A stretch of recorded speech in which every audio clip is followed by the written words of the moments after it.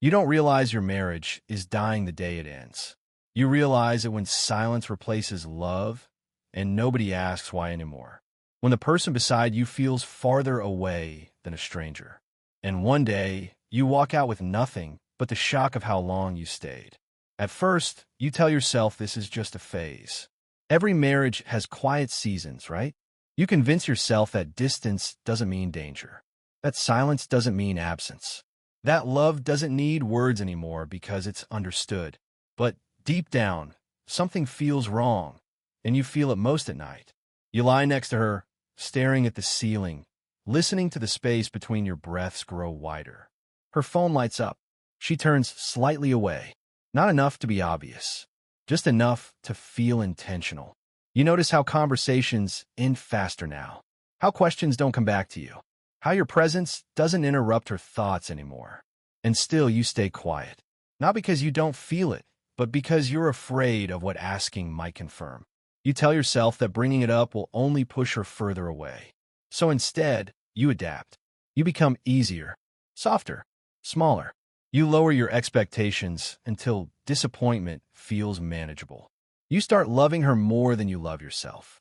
You excuse the missed dinners, the delayed replies, the way her laughter sounds different, like it belongs to a life you're not fully part of anymore.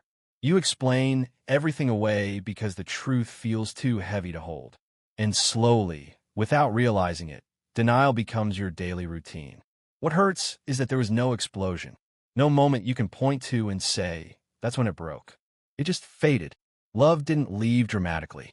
It withdrew politely, quietly, like it didn't want to disturb you on its way out.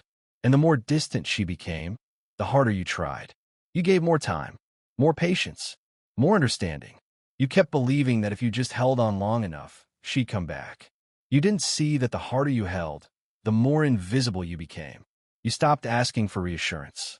Stopped expressing frustration. Stopped sharing doubts. You didn't want to be too much. You didn't want to push. So you swallowed everything and called it loyalty. That's the part no one warns you about.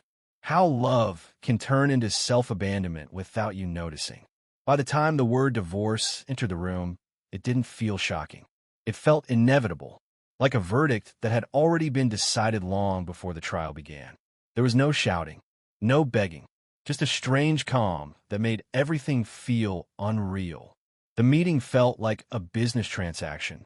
Neutral tones, legal language, a future reduced to clauses and signatures. You watched her sit across from you, so composed, so distant, and wondered when she stopped seeing you as someone she once promised forever to. She didn't look at you when she signed the papers. Not once. And that hurt more than anything else. Because eye contact would have meant hesitation. It would have meant conflict. It would have meant something was still alive. But there was nothing. Just efficiency. Finality. Closure she had already rehearsed. When it was over, you walked out expecting to feel something big. Rage. Grief. Collapse. But instead, there was nothing. Just emptiness. Like someone had turned your life off without asking. Like the future you imagined had been quietly erased while you weren't paying attention. You stood there thinking, this is it. This is the end of me. You replay everything in your head. Every moment you ignored. Every time you stayed silent. Every excuse you made for behavior that chipped away at your dignity. And the realization starts to form, but you're not ready to face it yet. Then comes the moment that changes everything. You hear she's moved on. Not eventually. Not slowly. Not after healing. Already. And not just with someone new, but into the house that used to be yours. The walls you painted. The space you built. The place where your life once felt real. Another man walking through your memories like they were never yours to begin with. That's when the shock hits. Not like sadness. Like impact. Your chest tightens. Your mind goes blank. Your body reacts before your thoughts can catch up. Because now it's undeniable. Now, there's no story left to protect you. No version of events where you were still important in the end. This wasn't just a relationship ending. This was replacement. And suddenly, everything makes sense in the most brutal way. The distance. The silence. The emotional absence. She didn't drift away. She left while still standing beside you. And you stayed, loving someone who had already chosen a different life. The pain isn't just about losing her. It's about realizing how long you accepted being unwanted, how much you gave to someone who is already gone, how deeply you betrayed yourself just to keep the illusion alive. You feel embarrassed, angry, hollow. You question your judgment, your worth, your entire identity. You wonder how someone could share a life with you, then erase you so completely. And for a moment, you believe the most dangerous thought of all. This is all I am now. A man replaced, a life discarded, a past rewritten without him. You don't know it yet, but this moment, this collapse, this unbearable clarity isn't the end of your story. It's the end of the lie you lived in. You don't stumble upon them by accident. You already know they exist. But seeing them together changes something inside you that can't be undone. They're standing close. Too close. Comfortable. Relaxed. Like this version of reality doesn't weigh on them at all. She's smiling. Not politely, not carefully, but freely. The kind of smile she used to give without thinking. The kind you haven't seen in a long time. And he's there beside her, fitting into the space that once belonged to you, like it was always meant for him. What surprises you is this: you don't feel jealous. Jealousy would mean you still believe there's competition. This feels different. This feels like replacement. Like you've been edited out of your own life and nobody noticed the cut.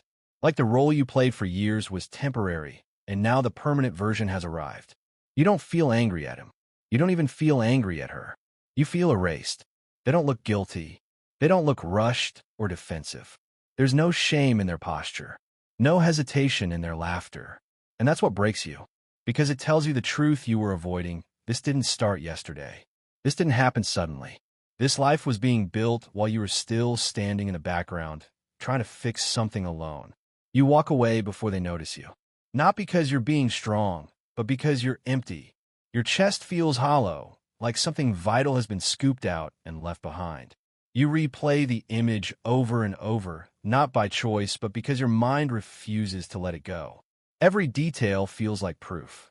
Proof that you were never as essential as you thought. That night, the silence is unbearable. The house feels too big. The walls don't echo memories anymore. They accuse you. Every quiet moment, give your thoughts space to attack. You sit there wondering how someone can move on so completely while you're still learning how to breathe without them. You call your sister, not because you know what to say, but because you can't sit alone with your mind anymore. She listens. She doesn't interrupt. And when you finally stop talking, she says something that hits harder than comfort ever could. She tells you she's watched you disappear for years. Slowly, quietly. She says you used to have opinions, boundaries, fire. And somewhere along the way, you started apologizing for existing. You want to defend yourself. Explain that love requires sacrifice. That relationships take compromise. But the words feel weak the moment they leave your mouth. Because deep down, you know she's right. You didn't just compromise, you surrendered. Piece by piece. You kept choosing peace over truth. Connection over dignity. Later, you meet your best friend. The one who knew you before all of this. He doesn't soften it. He looks at you and asks when the last time was that you did something just because you wanted to. Not for her. Not to keep things stable. Not to avoid tension. Just for you. You can't answer. That silence is louder than anything else. That's when it hits you. You didn't just lose a wife. You lost yourself trying to keep her. You built your entire sense of worth around being needed. Around being chosen. And when that disappeared, there was nothing left holding you up. The humiliation creeps in quietly. Not the kind that makes you angry, but the kind that makes you shrink. You feel foolish for missing someone who replaced you so easily. Ashamed for still hurting while they're living freely. You question your masculinity, your value, your judgment. You wonder if you were ever enough or just convenient. Loneliness doesn't come from being alone. It comes from realizing you don't recognize the person sitting in the quiet. You look at your reflection and see someone tired, someone unsure, someone who bent so far for love that he forgot where his spine was. And for the first time, you admit something you've been avoiding. The marriage didn't just end. It consumed you. You gave up your voice to keep harmony, your needs to avoid conflict, your boundaries to avoid abandonment. And in doing so, you taught her how replaceable you were. That realization doesn't motivate you. It devastates you because it means you weren't just betrayed, you participated in your own erasure. You stayed when you felt unwanted. You stayed when you felt invisible. You stayed because leaving felt like failure. Now you're standing in the aftermath, stripped of identity, watching someone else live the life you thought was yours. The days blur together. You function, but you're not present. Every interaction feels forced. Every laugh feels borrowed. You're not healing, you're surviving. And survival without purpose starts to feel pointless. Late one night, alone again, the thought finally forms clearly. It doesn't come as drama. It comes as exhaustion. You ask yourself a question that scares you because you don't know the answer yet. Do you really want to live the rest of your life like this? Half empty, defined by what you lost, carrying a version of yourself that no longer exists? Do you want to remain broken, or finally face what it's going to take to become whole again? For weeks after she left, the world felt gray. Not in a poetic way. Not like sadness with a soft soundtrack. It was flat, empty. Every day, the same dull ache. Every night, a reminder that the life you thought was yours had been quietly reassigned.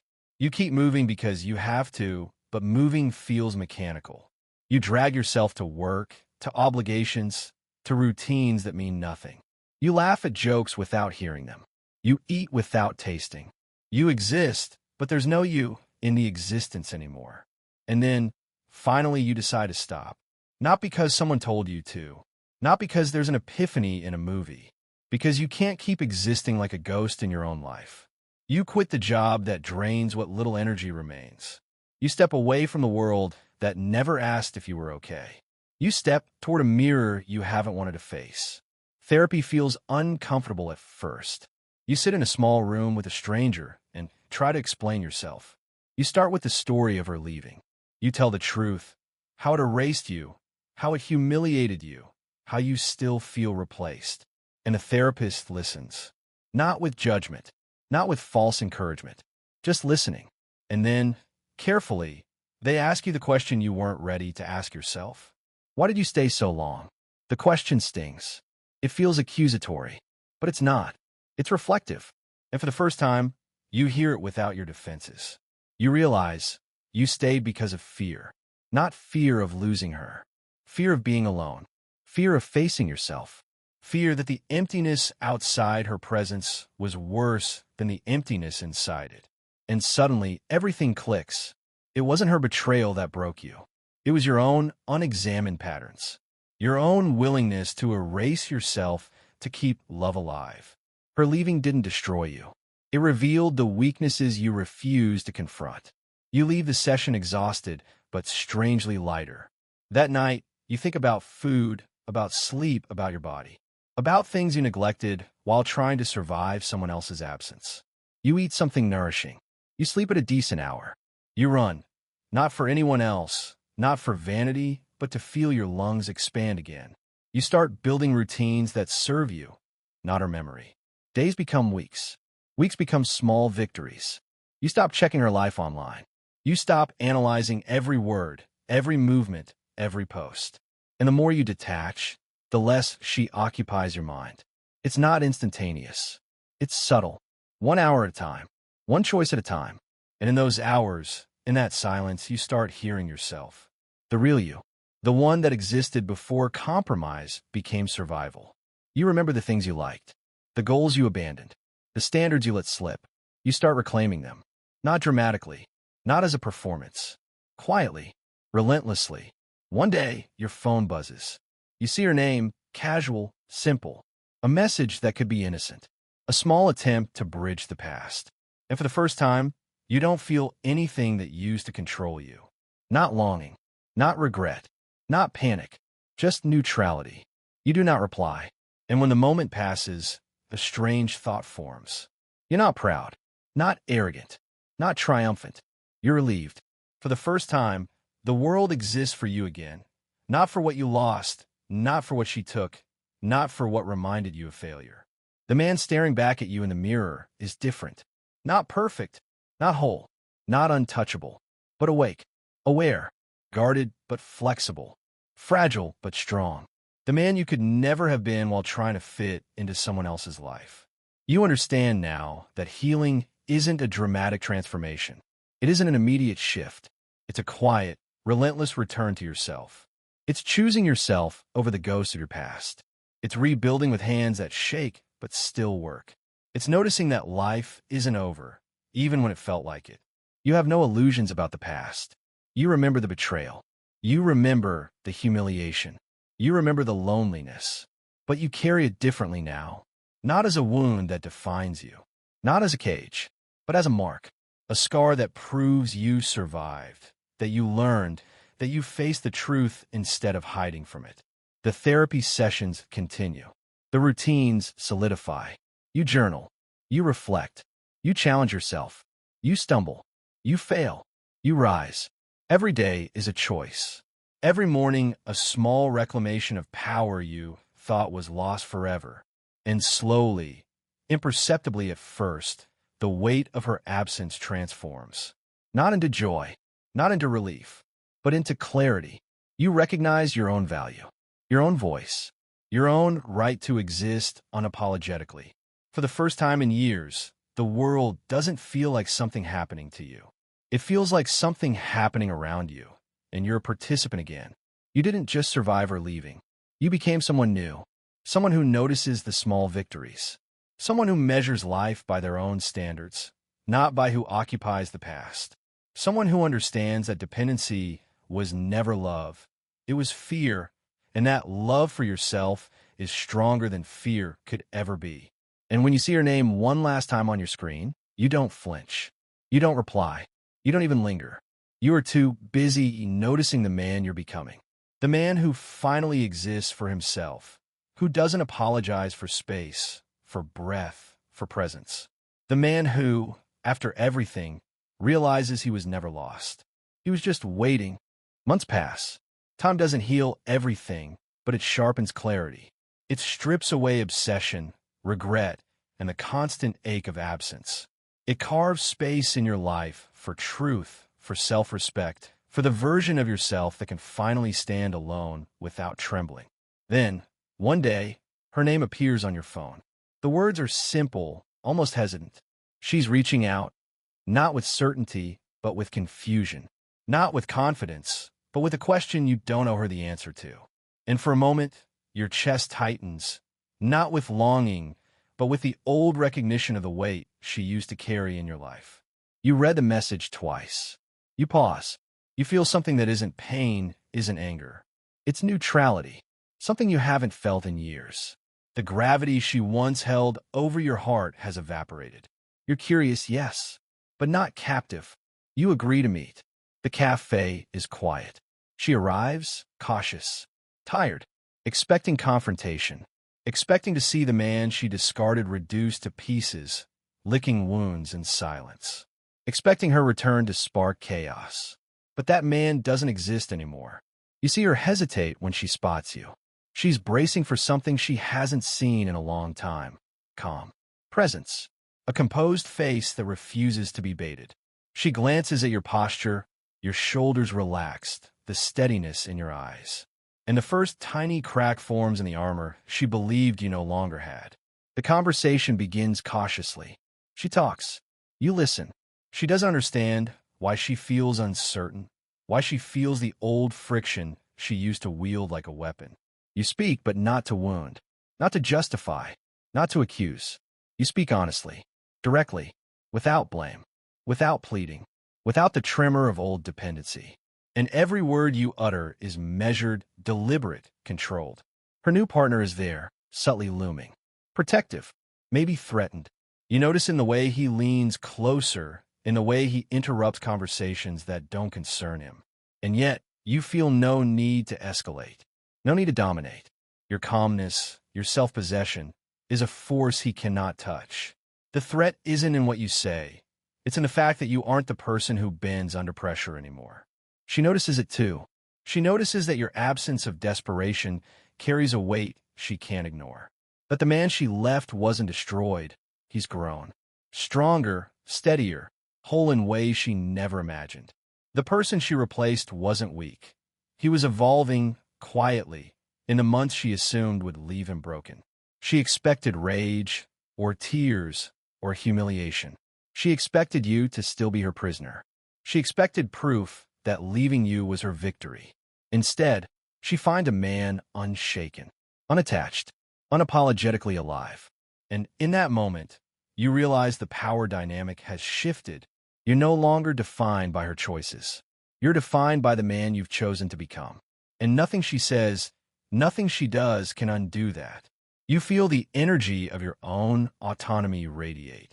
You feel the freedom of your own life, the quiet satisfaction that comes from knowing you are never dependent on her validation. She searches your face for the anger she expects, for the wounds she thinks remain. She searches, but finds only equilibrium, presence, acceptance, strength. And in that search, you see her falter. The confidence she carried when she moved on begins to crack. You watch her wrestle with something she hasn't felt in a long time: doubt, questioning, fear. And it isn't about her partner. It isn't about the choices she made. It's about the reality she's facing in front of her. The man she thought she left behind is standing taller than ever, whole, unbroken, untouched by the chaos she tried to impose. You speak again, softly now, but with precision. No blame, no bitterness, just truth. And the silence after your words is deafening. It's a silence that carries more weight than any argument, any accusation, any tear-filled confrontation could. Because truth, unwavering, calm, composed, is more powerful than any act of anger. She notices the shift. You notice the shift. The power she once held over you is gone.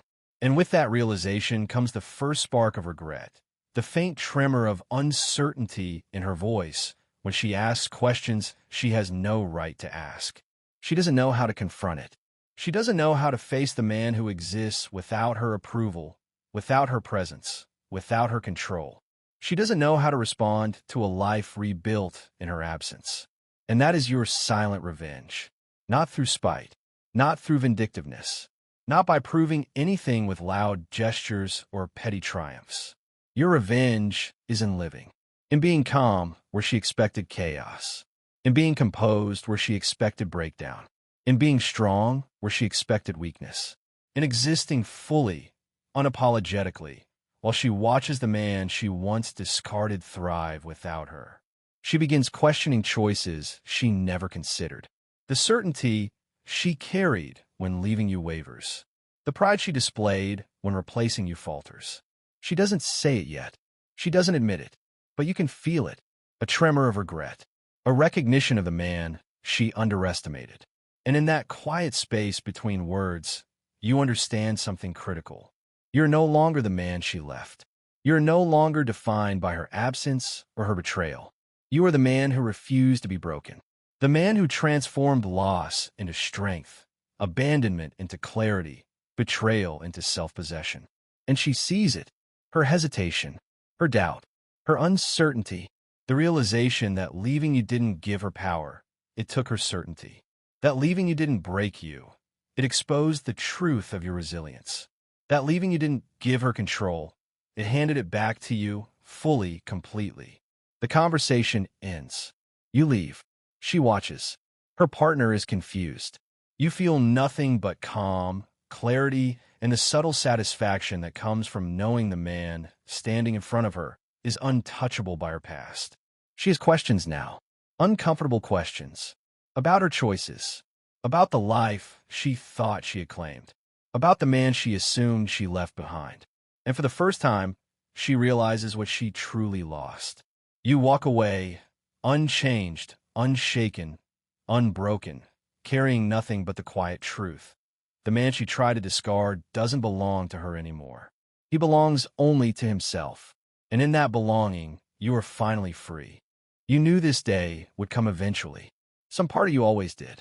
Not because you wanted it, not because you hoped for it, but because life has a way of closing chapters on its own terms, and people come back when the echoes of the past still linger. Her message arrives, careful, tentative, but loaded with everything she's avoided for months. She wants to see you. She wants to talk. Maybe for closure, maybe for forgiveness, maybe to ask for another chance. You can't know her intention. It doesn't matter. What matters is that she's reaching out to you, and you're no longer the person who trembled at the thought of her presence. You agree to meet. The cafe is quiet. You arrive early. Your reflection in the window shows a man who is calm, grounded, alive. Not the version she left behind. Not the one she replaced so easily. That man is gone, and you know it. He was swallowed by pain, humiliation, loneliness, but he was rebuilt. Piece by piece, choice by choice, breath by breath. She walks in, hesitant, watching, measuring. She's nervous in a way that you've never seen her before. That uncertainty suits her. She expected confrontation. She expected anger. She expected some evidence that you are still tied to her, that your life is still haunted by her choices. She finds none of it. Instead, she finds composure, presence, strength, someone who exists fully in his own life, independent of the past, untouched by the betrayals, untouched by the pain she tried to inflict. The conversation begins. She speaks.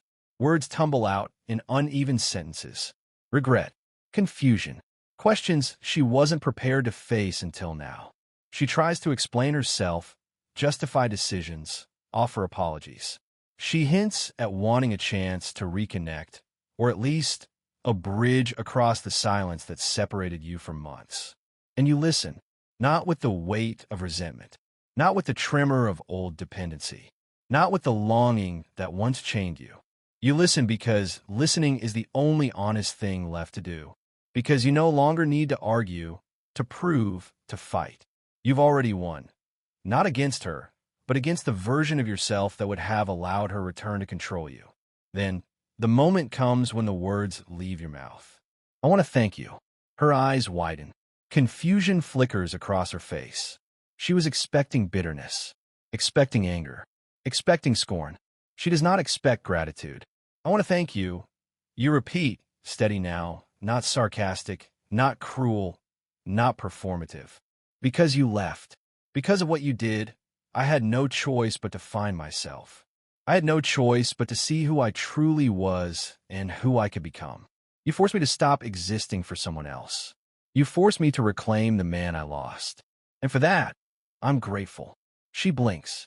She searches your face for the trap, for the jab, for the venom. There is none. She realizes she can't bait you. She can't wound you. She can't twist the past to reignite control. Because the man she left behind is gone. The man who remained broken, humiliated, desperate. He is gone. You continue. I no longer belong to the life we shared. I don't belong to the house, the routines, the expectations, or the memories that were once mine by association. That life isn't mine anymore. You've created your path. I've created mine. And I am not diminished by what happened. I am stronger. I am whole. I am free. The words land. Heavy, clear, absolute. She doesn't speak immediately. She looks at you, really looks at you, for the first time since she left. The realization hits her slowly, painfully. She didn't just lose a husband. She lost a man she assumed she could bend, a life she assumed she could shadow, a presence she assumed she could control. You watch her process it. You don't rush it. You don't explain further. You simply exist in the space of your own truth. Calm, unshakable, peaceful. Your energy alone tells her everything she needs to know. She shifts slightly, uncomfortable. You notice her partner watching from the corner. He had assumed he was the stabilizing presence, the replacement, the new claim on a life he believed was intact. And yet, he feels it too, the quiet, undeniable force of a man who has stepped fully into himself. A man who is untouchable not because he seeks revenge, but because he no longer needs her approval or anyone else's to exist. You take a deep breath. Not heavy, not burdensome, just present, just alive. I'm not here to reopen old wounds, you say. I am here because I owe myself honesty.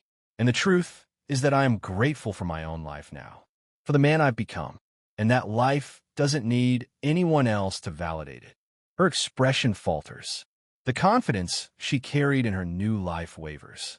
The certainty she once had that leaving you would mark victory is replaced by a creeping doubt she cannot ignore. For the first time, She questions the path she chose. For the first time, she realizes that leaving you didn't create power for her. It exposed strength in you she hadn't anticipated. You see it in her eyes, the flicker of recognition, the whisper of regret. You don't celebrate it. You don't gloat. It's not yours to claim. The triumph isn't for her humiliation, it's for your freedom. And in that quiet moment, you make a decision. You stand. You step back. You smile, not mockingly, not bitterly, just calmly.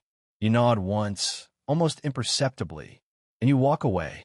You walk away without drama, without anger, without a shred of the chaos that once defined your interactions. You don't look back. You don't linger, because you don't belong to that story anymore. That life is no longer yours. That attachment, that pain, that identity forged in absence, it all stays behind. You step into the world fully awake, fully present, fully free. The air feels lighter. The sun feels brighter. The streets, the city, the life around you, all of it carries possibility instead of burden. You carry nothing but yourself, intact, grounded, unshakable. And with every step, you feel it more clearly. The betrayal didn't break you. The abandonment didn't define you. Her leaving didn't diminish your life. It clarified it. You are not the man who remained in pain. You are the man who chose himself. You are the man who reclaimed his life from loss, humiliation, and emptiness. You are the man who refused to be diminished by anyone else's choices. And as you walk into this new life, slowly, deliberately, peacefully, you understand the ultimate truth. You were never lost. You were only waiting to be found. The story doesn't end with revenge. It doesn't end with pain. It doesn't end with longing or regret. It ends with freedom. It ends with clarity. It ends with a man who finally belongs entirely to himself. And that is more than closure. That is transcendence.